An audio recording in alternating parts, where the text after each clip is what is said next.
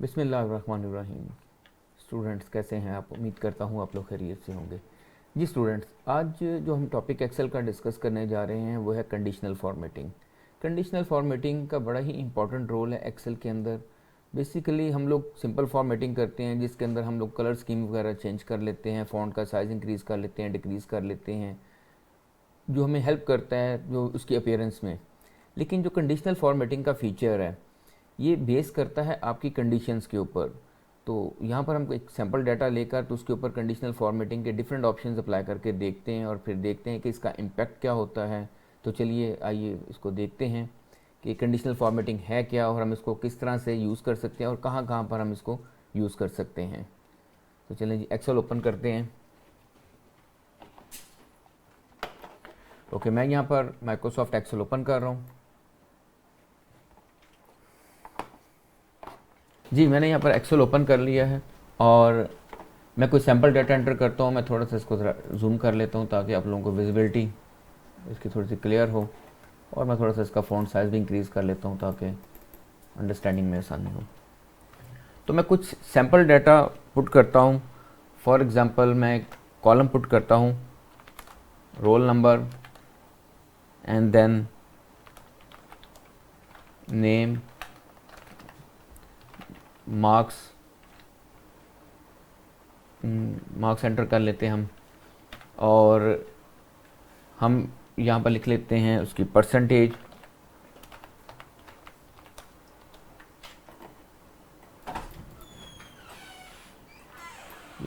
तो मैं यहाँ पर कुछ इसकी फॉर्मेटिंग सेट कर लेता हूँ।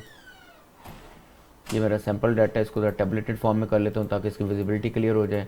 For example roll number 1 2 3 4 5 6 7 8। इसी तरह मैं कुछ नेम ले लेता हूँ, अली, अहमद, सलमान, अयान, अबू बकर, अगेन अली, अहमद और फरहान। तो मैंने कुछ स्टूडेंट्स के नेम ले लिए। यहाँ पर हम उनके मार्क्स ले लेते हैं। मार्क्स ऑब्टेन्ड जो है बेसिकली आउट ऑफ 500 हम मार्क्स ले लेते हैं। 450, 450, 459 एंड देन 300, 250, 251, 500,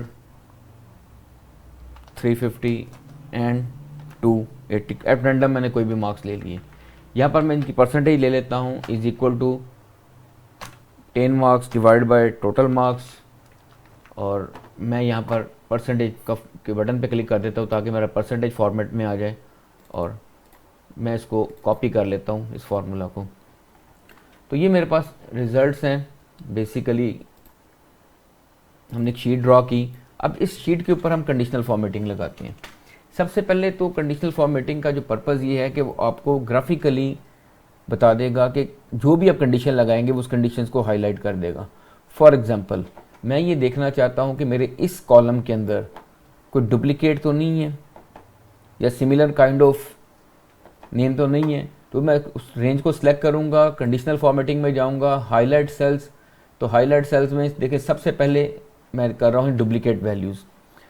जैसे डुप्लीकेट वैल्यूज़ करूँगा तो जो मेरी रेंज बन रही है उस रेंज में वो मुझे बता रहा है कि अली और अहमद दो ऐसे नेम हैं जो कि डुप्लीकेट में आ रहे हैं, यानी कि वो 2 दफ़ा रिपीट हुए। अगर 2 से ज़्यादा दफ़ा भी होंगे तो वो हाईलाइट हो जाएंगे।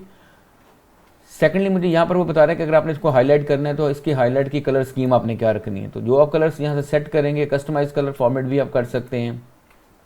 तो जो भी आप कलर रखेंगे ऑटोमेटिकली वो अप्लाई कर देगा उसको। तो हम इसको डिफ़ॉल्ट कलर स्कीम्स के ऊपर ही रहने देते हैं जो कि फर्स्ट वन है। तो यहाँ से मैं डुप्लीकेट सेलेक्ट कर सकता हूँ।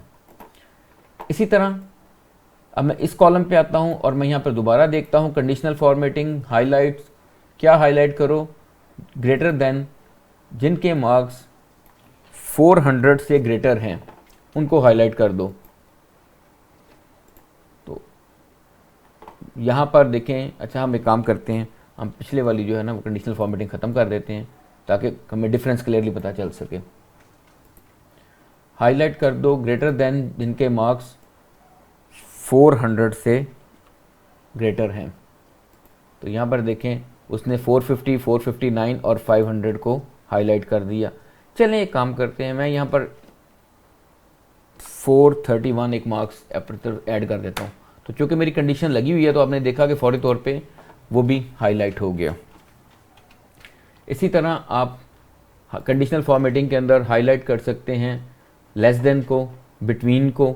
लाइक अगर मैं बिटवीन चूज़ करता हूँ तो मैं कहता हूँ कि जिनके मार्क्स 200 और 300 के दरमियान है वो वाले हाईलाइट कर दें। तो देखिए इंक्लूडिंग 200 और इंक्लूडिंग 300 वो सारे जो है वो हाईलाइट हो जाएंगे। इसको हम चेक कर लेते हैं कि मैं यहाँ पर किसी के मार्क्स 200 कर देता हूँ तो देखिए वो खुद ब खुद हाईलाइट हो गया। और जैसे ही मैं मार्क्स 301 करूँगा तो वो हाईलाइट नहीं होगा, क्योंकि हमने जो रेंज डिफ़ाइन की है वो 200 और 300। यहाँ पर इंपॉर्टेंट चीज़ ये है कि जब भी हम बिटवीन का फंक्शन यूज़ करते हैं तो वो इंक्लूसिव होता है, यानी कि वो 300 और 200 दोनों को इंक्लूड कर लेगा अपने पास। नेक्स्ट ऑप्शन देखते हैं हाईलाइट्स के अंदर। हाईलाइट्स के अंदर इक्वल टू, लाइक सिर्फ उन जो भी मैं इक्वल टू में डिफाइन करूँगा, लेट्स सपोज जिनके मार्क्स 450 हैं, जस्ट उनको हाईलाइट करो तो वो उसको हाईलाइट कर देगा। इसी तरह हाईलाइट्स के अंदर हम जाते हैं टेक्स्ट दैट कंटेन, उन टेक्स्ट को हाईलाइट कर दो जो कि फॉर एग्जांपल 4 को कंटेन करते हैं, या चले 5 को कंटेन करते हैं। तो आप देखें इसमें भी 5 है, इसमें भी 5 है, इसमें भी 5 है, जहाँ जहाँ 5 है तो उसको वो हाईलाइट कर रहे हैं। सिमिलरली हाईलाइट कर दे डेट अकरिंग, अगर आपने कोई डेट वगैरह वाला डाटा हो तो उसमें भी आप हाईलाइट कर सकते हैं। डुप्लीकेट वैल्यूज़ मैं आपको ऑलरेडी बता चुका हूँ। नेक्स्ट हम ऑप्शन देखते हैं टॉप बॉटम। टॉप 10 को हाईलाइट कर दें। अब हमारे पास टोटल वैसे रिकॉर्ड ही 8 है, तो टॉप 10, तो मैं टॉप 10 की बजाय यहाँ पर टॉप 3 ले लेता हूँ ताकि हमें अंडरस्टैंडिंग हो सके। तो ये देखिए पूरे डाटे के अंदर जिनके टॉप 3 मार्क्स थे वो हाईलाइट हो गए। और इसी तरह आप बॉटम आइटम्स में भी ले सकते हैं कि बॉटम 3 जो हैं वो हाईलाइट हो जाएंगे। अबव एवरेज, बिलो एवरेज, तो अगर मैं अबव एवरेज करता हूँ तो वो अबव एवरेज से जो एवरेज अबव, अच्छा एवरेज उसने कैसे पता चला उसको कि ये 455, 459 और 500 ये अबव एवरेज है? उसको इस तरह से पता चला कि वो उसने एज्यूम किया कि ये जो डाटा है इस डाटे की एवरेज क्या बन रही है। लाइक अगर देखा जाए तो इस डाटे की एवरेज 355 बन रही है। अब मुझे कैसे पता चला इस डाटे की एवरेज 355 बन रही है? यहाँ पर ये जो स्टेटस बार नज़र आ रही है, स्टेटस बार में काउंट भी बता रहा है, सम भी बता रहा है और एवरेज भी बता रहा है। या चलें आप खुद से भी इसकी अगर एवरेज कैलकुलेट करके देखें, इस पूरे डाटे की अगर आप एवरेज कैलकुलेट करके देखें तो देखिए इसकी एवरेज 355 बन रही है।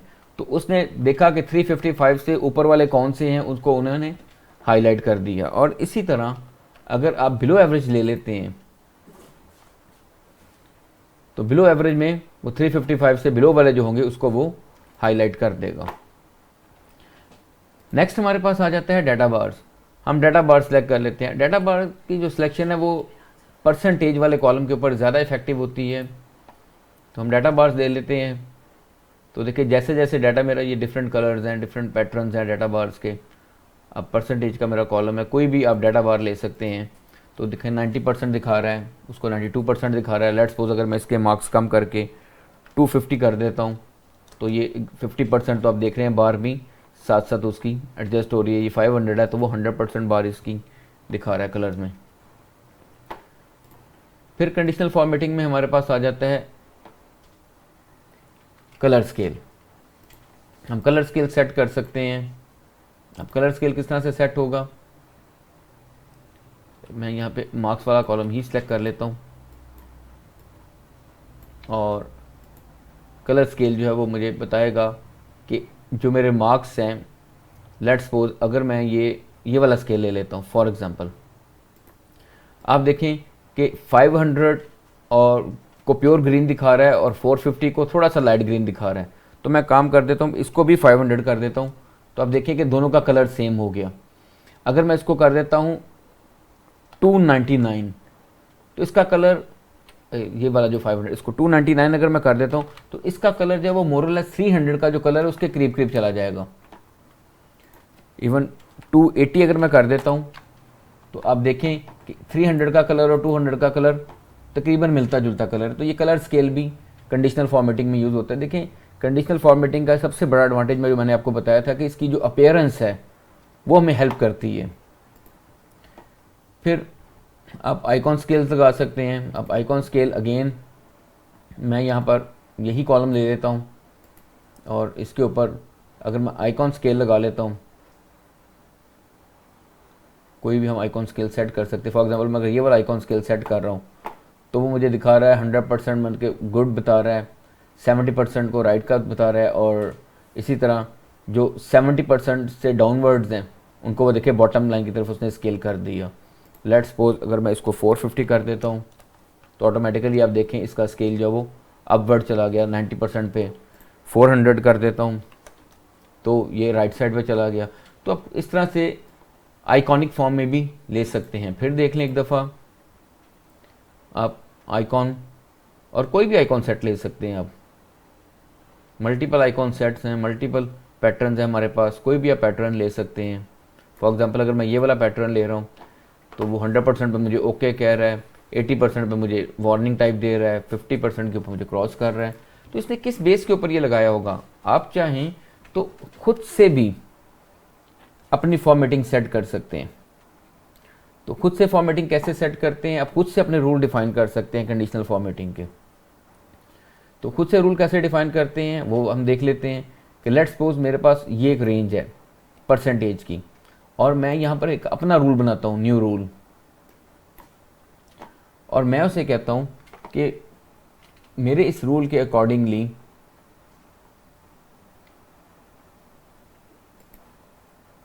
हमने यहाँ पर परसेंट ले लिया, वैल्यू 0 से ले 0 के ऊपर मेरा कलर ये वाला बन जाए और हाईएस्ट वैल्यू जो है परसेंट की उस पर कलर इस किस्म का बन जाए। तो अब यहाँ पर देखें